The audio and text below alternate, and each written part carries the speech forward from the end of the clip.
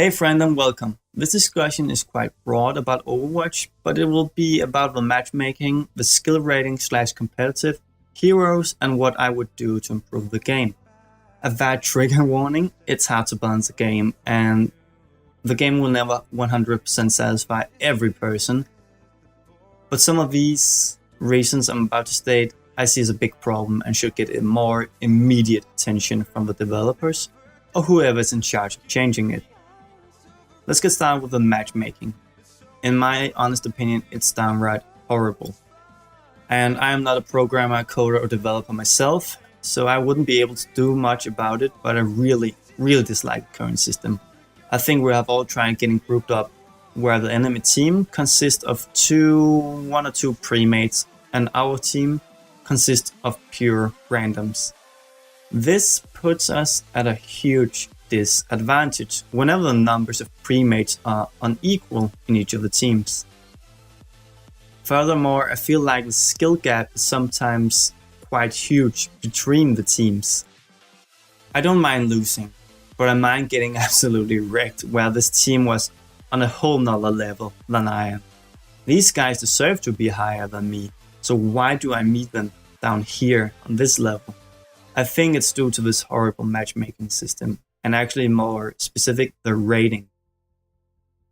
It's always easy saying that the rating system is horrible, and of course we all deserve to be in Grandmaster rating Kappa, but that's not my point. It does not seem to me that the value between skill and the listed skill is correct. So the correlation between the player skill and the in-game skill is the same. Okay, I have played against mid-tier diamond players that acted like they bought the game a week ago. And please get me right, again, I'm not a grandmaster myself, but I don't feel like the skill rating is working as intended at all.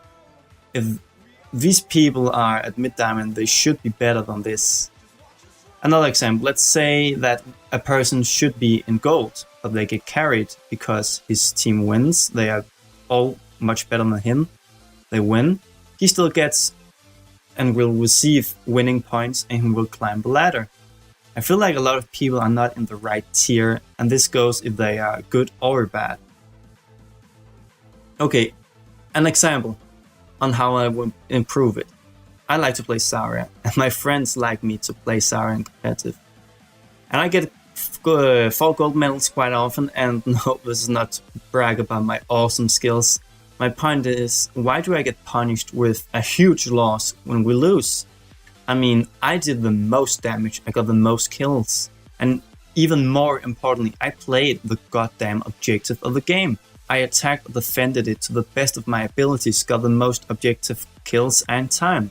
So why do I lose between 40 and 50 points when I did good?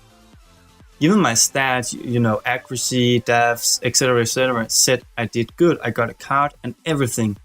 This needs to change. If someone plays well according to their role, like if you heal, you do good healing, they should get rewarded. We should get rewarded.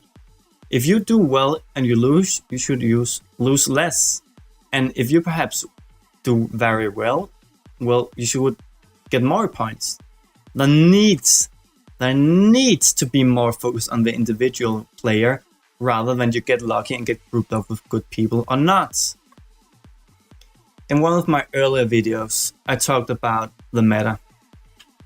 And you should take the meta with a pinch of salt, but it still holds some truth to it.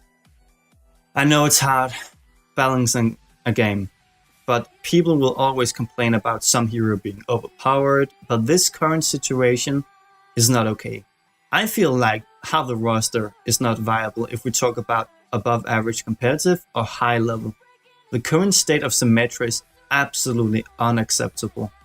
If I perform good on Ana, I think I can make a positive impact on the game. I should be able to pick this hero without getting flamed on by my team. The funny thing is that I once tried this where one of my teammates played Symmetra and he flamed on me. And that's the point, he played Symmetra. He made the absolute worst pick in the game, and you know why? Because if Alan was a good pick or not, his whole argument falls to the ground as he plays Symmetra. She's such in a sorry state right now, and it hurts my gamer heart to see a hero in this condition. You know what people pick on attack on King of the Hill if they want to troll? If they want to piss off their team, they pick Symmetra. Symmetra should be viable and should be a good hero, and not troll pick to kill your teammates by making a teleporter where they kill themselves, even though it's a twisted kind of humor. I got to admit, it's a little bit funny at times. Moving on before I ramble you to death. We need more game modes now. I don't care if they say hybrid game mode. And we got King of the Hill and the payload capture points. No. The hybrid modes, I don't count that as game mode. We got King of the Hill and we got payload / capture points, which essentially makes it down to 2 game modes. That's not good enough. This is a weak design and uncreative. You have amazing lore and an interesting universe. Use this to your damn advantage. Is nobody smart enough to think about that? We've all seen the Bastion animated short, and if you have not, what are you still doing here? Go see it and then return. It was amazing. It gave us some insight about what happened during this gruesome war, and it is quite hard to relate to this terrible war before we actually saw a glimpse, and now I want more. I want more lore, more interaction with the universe and with the past. It looked awesome as fuck. Ever heard about Horde mode invasion? It goes by many names, but a friend of mine told me about this idea, and I'm sure we're not the first ones to think about it. But imagine a crisis mode or invasion where Bastion and other Onyx invade us. There could be tanks, aircraft, boats, healers and buff characters like Zenyatta, ground units like Bastion, huge bosses like we see in the concept art, like we see in some of the early cinematic trailers. Make it happen. And speaking about game modes, why not utilize your whole roster of heroes? Make great maps with different capture points. And I think this is called domination in some games.